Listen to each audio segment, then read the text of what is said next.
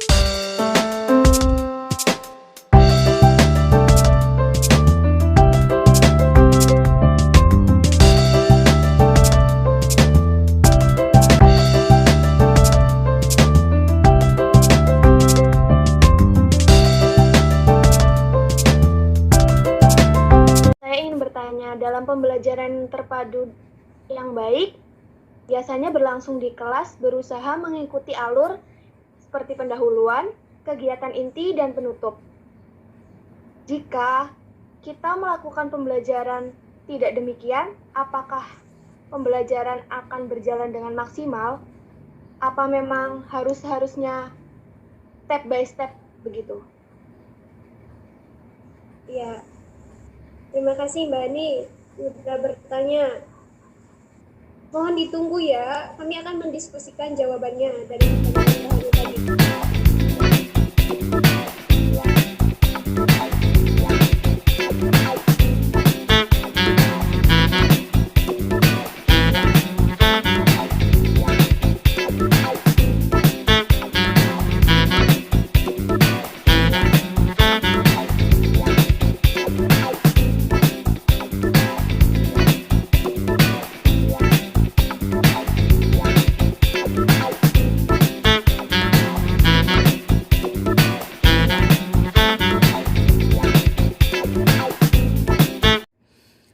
Makanya untuk mempertegas alur itu harus dibuat dulu rancangan atau desain pembelajarannya gitu Mbak Novi.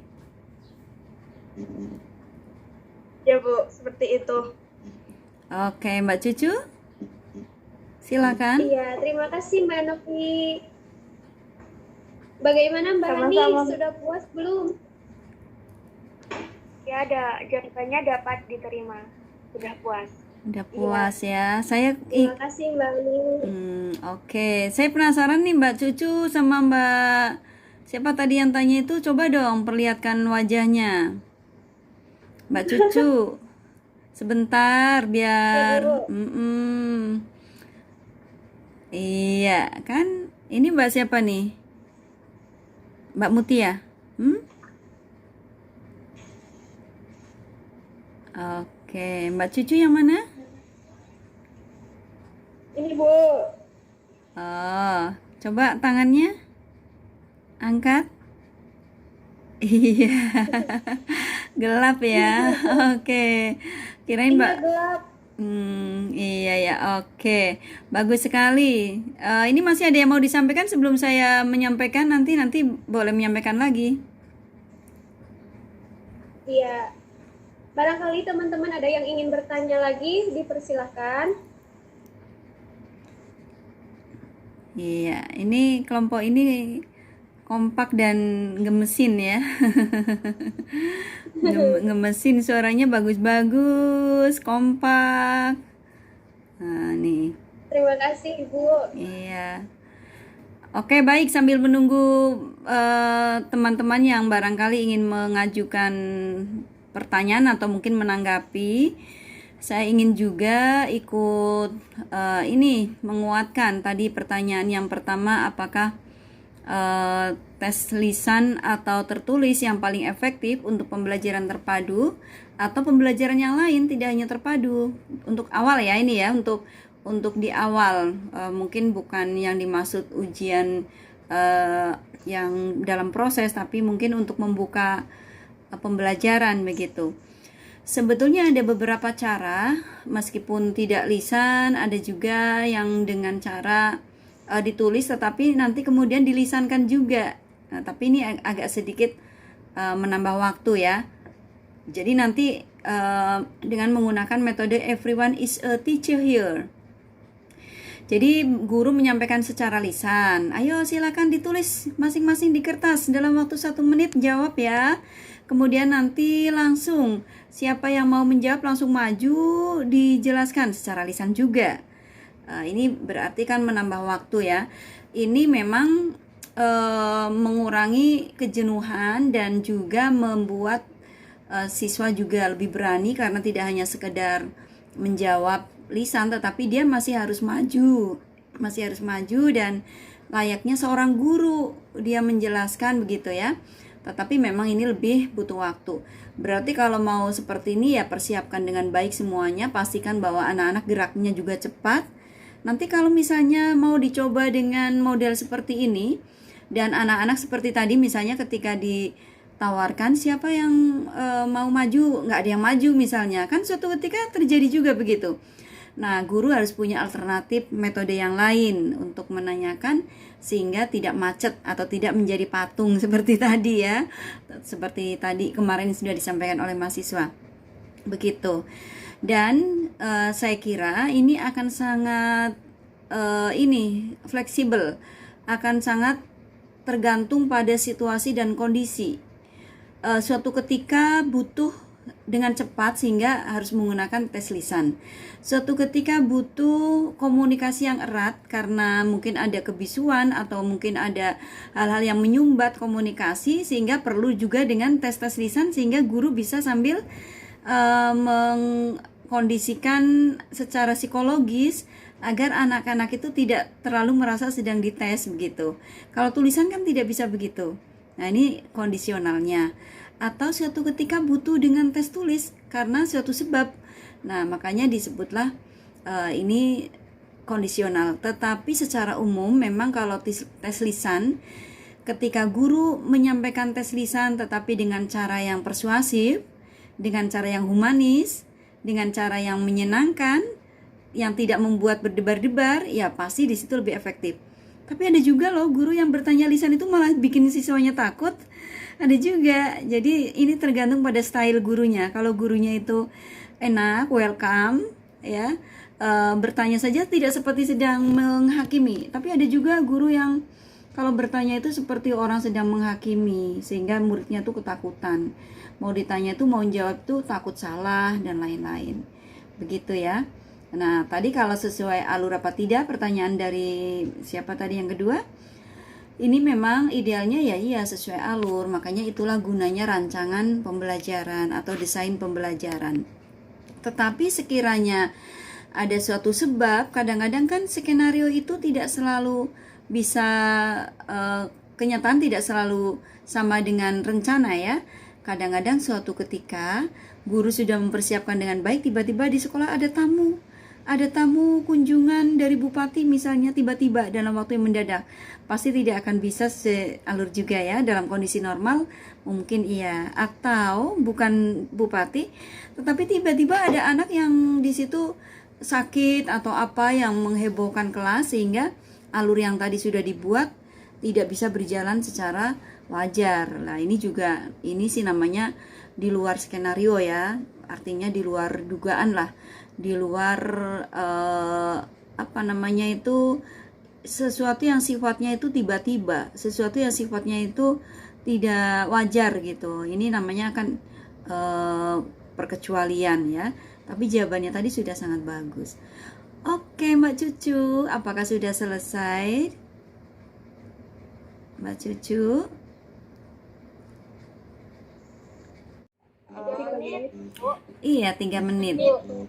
3 menit. Tapi misalnya 3 menit untuk duanya. 3 menit tadi udah.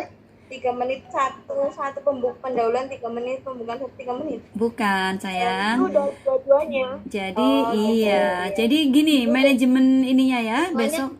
Gimana? 3 menit. Silakan ya. Ada yang mau menyampaikan? Ya, ada yang mau memberikan gambaran 3 menit itu misalnya dikelola jadi gimana gitu? Ayo, kasih tip biar teman-temannya nanti ketika membuat videonya bagus nih, guru-guru yang sudah senior coba. Barangkali ini Bu. Ya, silakan Pak Bujiman. Untuk waktu durasi yang 3 menit, kita bagi yang 1 menit untuk awal, yang 2 menit, 2 menit terakhir untuk yang penutup itu kan ada pemberian reward dan lain-lain, sehingga saya kira untuk yang 2 menit itu cukup untuk yang di penutup saja. Oke. Yang 1 menit untuk pembuka. Iya, boleh dipraktekkan nanti ya, dicoba-coba. Terima kasih Pak Bujiman sudah dibantu ya.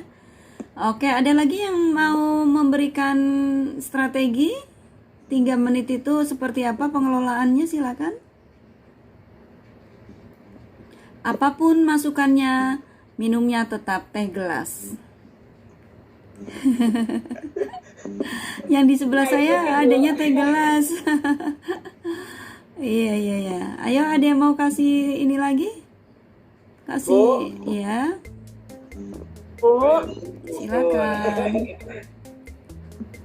Gimana? Iya, Mas. Durasinya kan 3 menit ya? Iya, betul. Mas siapa ini? Nasrul. Ya, Mas Nasrul. Durasinya kan 3 menit ya, Bu? Iya, betul. Kalau di pembukaan saja kan biasanya ada doa. Doa saja itu kan udah berapa menit? Apa cukup Bu 3 menit sama penutup? Iya, kalau praktek begini jangan doanya doa yang panjang-panjang. Misalnya hanya dengan sekedar ya silakan Mas Yanuar berdoa. Ya, berdoa mulai selesai. Kan ini hanya untuk ini saja, keterampilan membuka menutupnya saja. Jadi bukan praktek untuk step by step yang harus runtut gitu ya. Nanti ada prakteknya. Tetapi itu pun pada saat praktek besok karena durasinya nggak panjang, sekitar 3-5 menit, itu pun nggak bisa doanya dibaca lengkap. Ya hanya sekedar alurnya disampaikan bahwa sekarang ini doa loh gitu ya.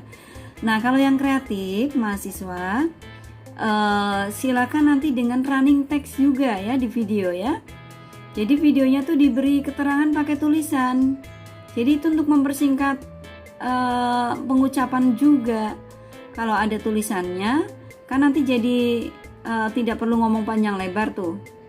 Pemirsa sudah paham bahwa oh ini sedang berdoa. Tapi sambil disampaikan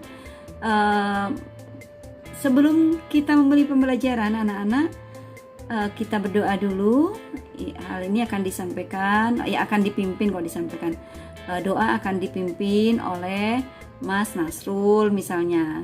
Pura-puranya Mas Nasrul itu murid gitu ya. Seperti itu kan? Mencontek kayak gitu loh Bu. Ya. Jadi kalau mereka melakukan tes tertulis, mereka itu lebih tes apa tadi? Tertulis. Lisan. Tes lisan, mereka itu lebih mampu memahami materi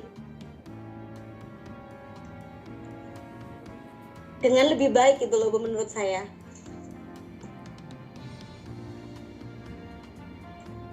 Selain itu, dengan melakukan tes lisan, tes secara lisan, suasana yang dibangun dalam kelas itu terlihat menjadi lebih santai dan lebih menyenangkan. Begitu Bu menurut saya. Lebih rileks ya? Ya, lebih rileks. Sehingga mereka itu bisa menjadi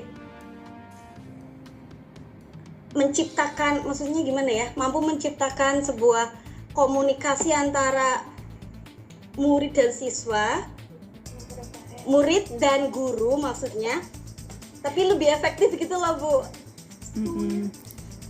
Iya, lebih karena lebih rileks, tidak tegang gitu ya.